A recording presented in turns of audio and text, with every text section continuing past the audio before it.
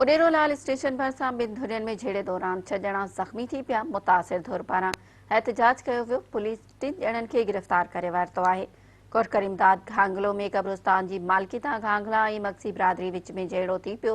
झेड़े में लठे नहीं कुहाड़नि लॻण सबबि ॿिन्ही धुरियुनि जा 6 ॼणा ज़ख़्मी थी पिया। ज़ख़्मियुनि में घांगला बिरादरी जा कुर्बान अली घांगलो, आज़म अली घांगलो, बहादुर अली घांगलो ऐं ग़ुलाम मोहम्मद शेख ज़ख़्मी थी पिया, जॾहिं त मक्सी बिरादरी जा मोहम्मद हनीफ़ मक्सी, शाहनवाज़ मक्सी भी ज़ख़्मी थिया आहिनि।